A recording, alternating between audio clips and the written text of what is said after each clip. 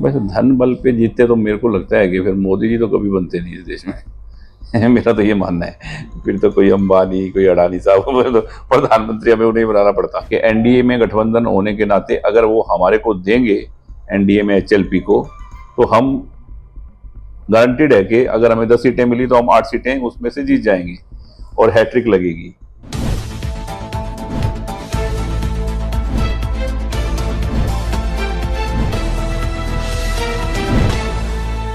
Hello and welcome. We are in Sirsa Lok Sabha seat. This is one of the 10 key seats of Haryana's Lok Sabha seats. And this seat is also known for Kumari Selja and for the candidature of Ashok Tamar, who is a BJP candidate, but for a different person as well. And he is with me, Mr. Gopal Kanda is with me. He is the chief of Haryana Lokhit party. Thank you Gopal Kanda ji हमें समय देने के लिए। सबसे पहले तो ये जो लोकसभा इलेक्शन है 2024 का, इसमें अपना रोल क्या देख रहे हैं आप? हमारा रोल हरियाणा में भारतीय जनता पार्टी के साथ एनडीए में हमारी पार्टी है हरियाणा लोकहित पार्टी। एनडीए जो बना हुआ है उसके गठन, उसमें हमारा एक हरियाणा लोकहित पार्टी का भी नाम है। और पहले 2 पार्टियां थी हरियाणा में, अब एकमात्र पार्टी हरियाणा लोकहित पार्टी है एनडीए में बीजेपी के साथ हरियाणा में।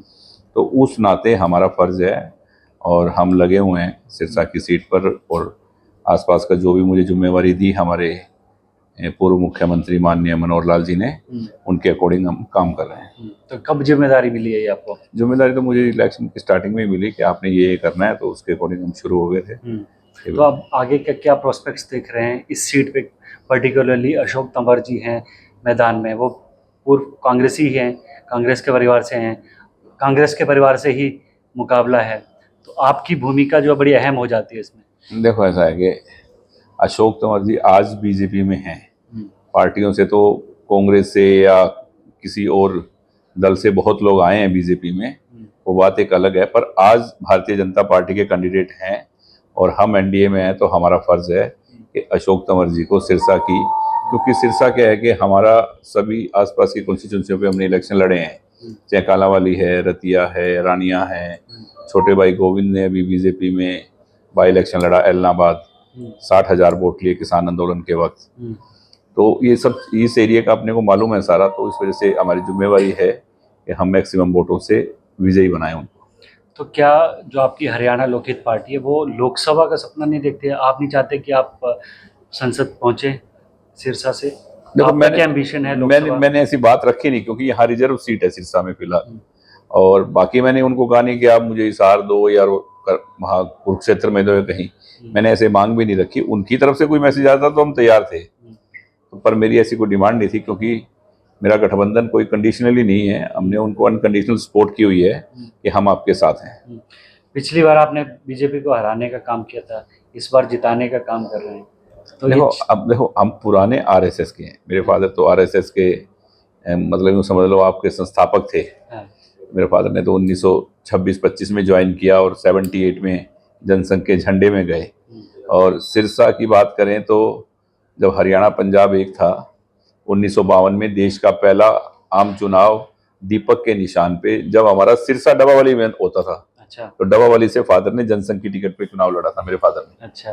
तो हम पुराने तो वही हैं, पर किसी भी कारण से, जैसे कहते हैं ना कि अगर आपको टिकट नहीं मिली 2009 में 14 में बीजेपी से, या तो हमने अपना इंडिपेंडेंट दल बनाया, इंडिपेंडेंट लड़े और दोनों दफा रिजल्ट आपके सामने। अब तीसरा इलेक्शन था ये 19 का, तो इसमें आपके सामने है। तो आप अपनी पार्टी से इकलौते विधायक हैं सिरसा से जी, और अभी देख रहे हैं कि 5-6 महीने में फिर से हरियाणा में जो स्थितियां हैं उसमें चुनाव होंगे और दोबारा सरकार बनेगी। तो उसके लिए क्या आपकी क्या रणनीति? आप बीजेपी के साथ ही चुनाव लड़ेंगे या अपना स्वतंत्र तौर पर आगे बढ़ेंगे? क्या रणनीति है उसके लिए? उसके लिए रणनीति अभी बनेगी, और हमारा तो यही, हमने तो पहले यही सुझाव दिया था कि आज सिरसा में एक भी सीट भारतीय जनता पार्टी की नहीं है। 500 सीटों में ऐसी कुछ आसपास का इलाका है जो 10-12 सीटें हैं जहां भारतीय जनता पार्टी कई सालों से नहीं आई। जैसे सिरसा में मेरे ख्याल 20-25 साल से भारतीय जनता पार्टी का कोई उम्मीदवार नहीं जीता है। तो ऐसी 10-12 सीटों पे हम चाहेंगे कि एनडीए में गठबंधन होने के नाते अगर वो हमारे को देंगे एनडीए में एचएलपी को, तो हम गारंटीड है कि अगर हमें 10 सीटें मिली तो हम 8 सीटें उसमें से जीत जाएंगे और हैट्रिक लगेगी, और हैट्रिक लगने में हम बहुत बड़े एक की साबित होंगे, ये बिल्कुल हमारा मानना है और ये तय है। तो उसके बारे में चर्चा करेंगे। मुख्यमंत्री जी से 1-2 बार चर्चा हो चुकी, पूर्व मुख्यमंत्री जी से भी हो चुकी, मनोहर लाल जी से। उन्होंने कहा है कि हमने आपकी बात को ऊपर रखा है और इस इलेक्शन के बाद में आपस में विचार करेंगे भी कौन कौन सी सीट पे हम आपको एनडीए में हम आप लड़ें आप। अच्छा, आपके जो विरोधी हैं, जो अपोजिशन वाले आपके, वो ये आरोप लगाते हैं कि गोपाल कांडा जो है चुनाव जो है वो धन और बल के दम पे जीते हैं, उनका कोई वोट बैंक या इस तरह कोई जनाधार नहीं है। इस पे क्या कहेंगे आप? तो वैसे धन बल पे जीतते तो मेरे को लगता है कि फिर मोदी जी तो कभी बनते नहीं इस देश में। मेरा तो ये मानना है, फिर तो कोई अंबानी कोई अडानी साहब तो प्रधानमंत्री हमें उन्हें बनाना पड़ता, क्योंकि पैसे तो उनके पास ज़्यादा है मेरे ख्याल मोदी जी से, तो वही बनते फिर तो। ऐसा नहीं है, आप देख रहे हैं जो हमने पुरानी 2009 की रैलियों की फोटो है सामने, ये मतलब ये पैसे से नहीं आए वो लोग, ये जो बैठे हैं कोई पैसे लेकर थोड़े बैठे हैं, ये दिल से जुड़े हुए हैं लोग। इंडिपेंडेंट आदमी जीतता जब है जब उसका खुद का जनाधार हो। कोई भी इंडिपेंडेंट कहे कि मैं पैसे से जीत गया या कोई और उस पर इल्जाम लगाए, वो लगा सकता है, कोई भी कुछ बोल सकता है, सबको हक है, पर इंडिपेंडेंट जीतना, और खास करके इस डीप में यहाँ कोई इंडिपेंडेंट जीत खड़ा ही नहीं होता था, क्योंकि यहाँ ऐसा हिसाब किताब था चौटाला एंड कंपनी का कि उनकी टेरर था इतना ज़बरदस्त 2009 में और उसके आसपास, उससे पहले यहाँ इंडिपेंडेंट कोई लड़ता नहीं था चुनाव। तो गोपाल कांडा आज की टाइम पर फुल टाइम पॉलिटिशियन है कि फुल टाइम बिजनेसमैन है, या कोई और उनका? देखो, बिजनेस तो परिवार का, बच्चों का अलग है। मैं 2011-12 के बाद से किसी कंपनी में, किसी शेयर होल्डर में, कोई डायरेक्टर में, मेरा मतलब कोई बोले कि आपका ये बिजनेस है, तो मेरा कोई बिजनेस नहीं है। परिवार के बिजनेस को जरूर मैं कभी कभी देखता हूँ, पर मेरा अपना कोई बिजनेस नहीं है। मेरा काम है जनता सेवा, और मैं उसी में लगा रहता हूँ।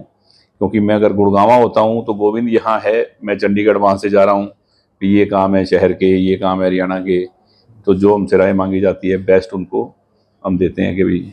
और जब भी काम पड़ा, यहाँ कोरोना का टाइम आया, तो हमारी जिम्मेवारी थी कि इतनी डीप के अंदर हमने 15 दिन में हॉस्पिटल बना दिया यहाँ 150 बेड का। तो ये वजह है कि लोग समझते हैं कि एक परिवार की तरह हमें यहाँ से हेल्प मिलती है, और एक परिवार की तरह ही हमारा सिरसा के लोगों से नाता है। हमारे जीतने का वो यही मंत्र है। अच्छा, आपके 10 साल हो गए आपकी पार्टी को, आपकी राजनीति है क्या, क्या विचारधारा है, क्या विजन है, वो थोड़ा सा बताइए। वैसा हमारा राजनीति का एक ही है जो हमारे फादर का था, कि गौ और गरीब की सेवा। आज मोदी जी जैसे धर्म के साथ राजनीति कर रहे हैं, तो पूरा हमारा इलाका जानता है सारा कि हरियाणा लोकहित पार्टी का भी एक ही मतलब है कि जन जन का सम्मान और लोकहित में काम। हमारा नारा भी यही है कि जन जन का सम्मान करेंगे, लोकहित में काम करेंगे। सिर्फ और सिर्फ लोकहित में काम है। यहाँ कोई ऐसा पूरा आप आए हुए हैं, आप कहीं पूरे बाजार में, गांव में, कहीं भी आप जाके भी कभी भी इन्होंने आपसे कोई भी बेगार, कोई भी जैसे बोलते हैं ना कि कोई चंदा, कोई पार्टी के लिए ये चाहिए वो चाहिए, नहीं। हम अपने परिवार, क्योंकि हमारे पास बिजनेस है, अपना काम चलाने के लिए, अपने खर्चे के लिए हम वहाँ से बल्कि हेल्प करते हैं। और यहाँ हम इतने धार्मिक और वो कार्य करते हैं कि उनको साथ लेके, जैसे मोदी जी का काम है कि गंगा, गौ और गरीब का नाम लेके, और उसी तरह शुरू करते हैं कि राजनीति जब धर्म के साथ राजनीति होगी तो वो मेरे ख्याल किसी इंसान का बुरा नहीं कर सकता वो पार्टी। वही उसी सोच के साथ हमारी पार्टी है, हरियाणा लोकहित पार्टी। तो हम लोग राजनीति में देखते हैं, पूरे देश में देखते हैं कि छोटी छोटी पार्टियां बनती हैं, कुछ टाइम चलती हैं और फिर अल्टीमेटली बड़ी पार्टी में मिल जाती हैं जब मौका मिलता है। आपके भाई बीजेपी में हैं, आपकी विचारधारा भी मोदी जी से और बीजेपी से काफ़ी मिलती जुलती है, तो क्या फ्यूचर में ये एक्सपेक्ट करें कि जब बड़ा मौका आएगा तो आप मिल जाएंगे बीजेपी में, या आप इंडिपेंडेंटली ही स्वतंत्र तौर पर काम करें? अभी तो एनडीए में उन्होंने लिया है पार्टी को, अगर मिलना होता और हमें मिलना होता या उनको मिलाना होता तो ऐसी बात करते, एनडीए में लेते ही क्यों। पर एनडीए में उन्होंने बिना एक भी एमपी होने के कारण भी जब लिया है पार्टी को, तो हमारा यही रहेगा कि हम अपनी पार्टी रखें, हरियाणा लोकहित पार्टी रखें, और उसी में एनडीए का हिस्सा बनकर हम सपोर्ट करें, और वही हम करते आ रहे हैं। और अभी हमारी ये इच्छा है कि हम ऐसे ही रहें। ठीक है। एक सवाल और कि अभी विधानसभा इलेक्शन आने वाले हैं, तो कितनी, अगर मान लीजिए बीजेपी से बात बनती है या नहीं बनती, तो आप क्या प्लान कर रहे हैं कि मैं कितनी सीटों पे अपने प्रत्याशी लड़ाऊं, और फिर एक स्टेक हो आपकी भी विधानसभा में? हम देखो, अगर हमारी बात नहीं बनती है तो हम कम से कम 15 सीटों पे अपने प्रत्याशी खड़ा करेंगे। किस रीजन में? देखो, करेंगे तो हरियाणा में ही, पर 8-7 सीटें तो हमारे सिरसा, हिसार, फतेहाबाद, ये 2-3 इसमें होगी डिस्ट्रिक्ट में, और बाकी हम बाहर करेंगे जहां हमें लगेगा कि यहाँ हम चुनाव जीत सकते हैं, जहां हमारे मिलने वाले शुभचिंतक, हमारे प्यार करने वाले पार्टी के मुताबिक जो लोग हमें मिलेंगे, हम वो उसी को टिकट देंगे। कांडा साहब, अभी हरियाणा ने एक बहुत बड़ा प्रोटेस्ट देखा किसानों का। उससे पहले 3 जो किसानों के लिए 3 कानून थे, उसके विरोध में हमने देखा, दिल्ली तक प्रदर्शन देखे। और इस बीच में हमने देखा कि किसानों को दिल्ली जाने से रोका यहाँ की जो स्थानीय सरकार थी, खट्टर सरकार थी। और उस वजह से इन चुनावों में बीजेपी के प्रति बहुत रिजेंटमेंट भी है, विरोध भी है।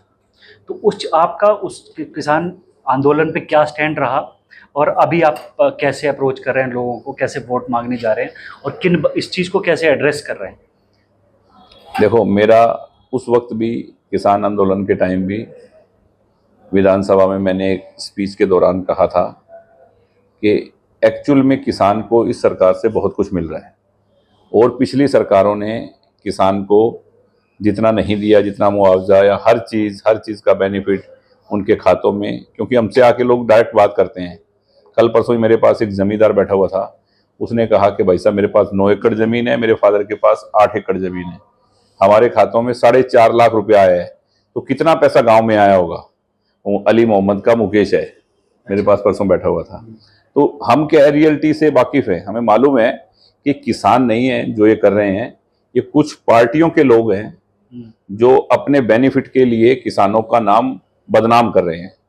हमने तो एकदम जो पीक पे किसान आंदोलन, आप जिसको बोलोगे कि चारों तरफ नाके लगा के बैठे थे, जब गोविंद का इलेक्शन लड़ा और 60,000 वोट जो आज तक कभी नहीं आए एलनाबाद की जगह से, वहां से आए, तो किसान आंदोलन। तो उसके बाद मोदी जी ने, नड्डा साहब ने एक अपनी मीटिंग में भी कहा कि किसान आंदोलन कहाँ है, जब हमारे 60,000 वोट आए हैं ऐसे के अंदर, तो उन्होंने भी चर्चा की इलाहाबाद सीट की।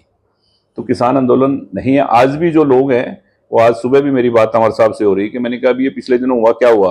उन्होंने कहा इस गांव के ये लोग हैं, और ये नशा करने वाले लोग हैं, और इस पार्टी से ताल्लुक रखने वाले लोग हैं, वही लोग हैं जो किसानों का नाम बर्बाद कर रहे हैं, बदनाम कर रहे हैं। वरना क्या सिरसा और आसपास के अलावा पूरे हिंदुस्तान में किसान नहीं है क्या? किसान क्या सिर्फ यही है जो ऐसी हरकत हो? किसान तो हर जगह ही है, हर जगह ही पैदावार हो रही है पूरे हिंदुस्तान में। तो वो तो सिर्फ किसानों का नाम बदनाम कर रहे हैं, ऐसा कुछ नहीं। बस आखिरी सवाल, और ये बहुत पर्सनल सवाल भी है, कि एक कंट्रोवर्सी हुई, एक विवाद हुआ, एक केस हुआ आपके ऊपर, उसकी आप सजा भुगत के आए, बाहर आए, उससे जो आपकी एक इमेज अटैच हुई कि गोपाल कांडा का मतलब ये है, नेशनल मीडिया पे जो चला, जो भी है, एक नेशनल इमेज लेकर इंसान आता है, मगर जब ज़मीन पे देखता है, लोगों से बात करता है, तो आप एक अलग रूप दिखता है। तो इस चीज़ को कैसे आप काउंटर, मतलब कैसे आप डिफेंड करते हैं, या लोगों के बीच में जाते हैं तो इस चीज़ को कैसे आप रख पाते हैं, वो थोड़ा समझना चाहते हैं। इमेज बिगाड़ने और बनाने वाले आप लोग ही हैं महाराज, ठीक है? आप वही दिखाते जो होता है, घटना तो रिपोर्ट करते हैं। आप वो दिखाते हो जो आप चाहते हो, पर क्या है कि अब सच्चाई सबके सामने आई, पर मेरी जनता के सामने थी। मैं तो पहले भी ऐसे मुस्कुराता हुआ बात करता था, जो भी हुआ मैं तो ये सोच के कि इस जन्म का नहीं, शायद कोई पिछले जन्म का भुगतान होगा, मैंने तो यही सोचा। और आज जब उड़ रहा है तो उसमें साफ लिखा हुआ था कि इस आदमी का इससे कोई कनेक्ट नहीं है, 7 महीने तक हेलो भी नहीं है, एक एम्प्लॉई है। एम्प्लॉई तो आज भी मेरे पास 5,000 एम्प्लॉई काम करते होंगे फैक्ट्रियों में, बच्चों के जो बिजनेस है उसमें, तो जिसमें उसमें मेरी कहीं कुछ रोल, कहीं कुछ नहीं था आसपास भी। पर उस वक्त भी मैं सिरसा से इलेक्शन लड़ा, उसके बाद ये केस के अंदर ही तो मैं जीता हूँ। सिरसा के लोगों ने तो मुझे सर्टिफिकेट दिया ही ना कि नहीं आप ठीक है, हमें तो मालूम है। भाई आज मीडिया आपकी क्या छवि बना रहा है, क्या दिखा रहा है, वो बात एक अलग है, क्योंकि आप तक जो बात पहुंच रही थी आप तो वो दिखा रहे थे, पर सच्चाई तो यहाँ थी धरातल पे, जहां आज आप आए, आप बैठे हैं। तो यहाँ के लोगों ने तो सर्टिफिकेट पहले ही दे दिया था ना मुझे कि नहीं भाई ये क्लियर है। ठीक, आखिरी सवाल एक और, कभी जर्नलिस्ट का आखिरी सवाल होता ही नहीं है, दिमाग में आते रहता है। आखिरी सवाल यह है कि एक पार्टी हरियाणा की राजनीति में उभरी, जेजेपी, जो इनेलो से निकली जी, उसने बहुत एक बूम आया, लगा कि अगला मुख्यमंत्री वही है, अगला फ्यूचर वही है। फिर देखते हैं कि बीजेपी के साथ सरकार में भी रहे, और जब एन मौका आया तो बाहर भी हो गए। तो आज फिर वो जितनी तेजी से ऊपर उनका उभार हो उतनी तेजी से ढलान हुई। तो ये जो छोटी छोटी पार्टियां हैं, इनका कितना होना कितना जरूरी है इंडियन डेमोक्रेसी के लिए? देखो भाई साहब, ये छोटी पार्टी जो है, आप जिसका बात कर रहे हैं, जननायक जनता पार्टी का, ये अजय सिंह जी ने बनाई। उनके भाई के पास इनेलो है, जो उनकी पुरानी पार्टी है, अभय सिंह के पास। और चौधरी रणजीत सिंह जी अलग थे, इंडिपेंडेंट थे। आज वो, ये सब लोग चौधरी देवीलाल जी के नाम से राजनीति करते हैं कि ये हमारे दादा हैं, ये हमारे पिताजी हैं, ये हैं। इनका अपना किसी का कोई वजूद नहीं है। सच्चाई पूछ रहे हो तो मुझसे, क्योंकि हम तो ग्राउंड के लोग, इनके सामने इलेक्शन लड़ते आए हैं। हम तो खुद बोलते रहे मुख्यमंत्री जी से कि इन लोगों ने उन कैंडिडेटों को टिकट जरूर दे दी लास्ट टाइम पे कि यार तुम इलेक्शन लड़ रहे हो इंडिपेंडेंट, मेरी टिकट ले लो और कुछ आपको सहारा लगेगा मेरी पार्टी का। वो वैसे भी जीतने वाले थे, चाहे वो बबली था, चाहे वो ईश्वर जी थे, चाहे वो काला था, चाहे वो गौतम जी थे, जितने भी इनके कैंडिडेट थे वो वैसे भी जीतने वाले लोग थे। उनको टिकट दे के ये और 10 लोग इनके जीत गए। और मैं बोलता रहा कि आज अगर आप इनको अलग करोगे तो इनके पास कुछ भी नहीं होगा, इनको गांव में लोग घुसने नहीं देंगे, क्योंकि इनकी हालत ऐसी है। और वो कब वो हुआ, जिस दिन सरकार ने हमारी बात मानी, जिस दिन इनको अलग किया, आप इनका हाल देख लो। 10 की 10 सीटों पे इनेलो की और जजपा की जमानत जब्त होगी, और अपने वजूद को जिंदा रखने के लिए वो अपनी चाबी की लड़ाई लड़ रहे हैं, क्योंकि उनके पास तो चाबी का निशान गुम हो जाना है इस इलेक्शन के बाद, और उसके पास चश्मा गुम हो जाना है।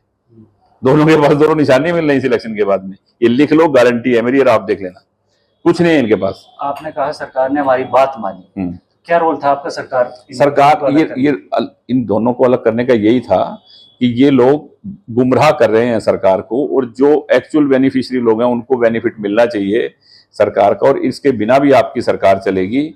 और चलो, उन्होंने जो इंडिपेंडेंट इनके साथ थे उसको मान सम्मान सरकार को देना चाहिए था।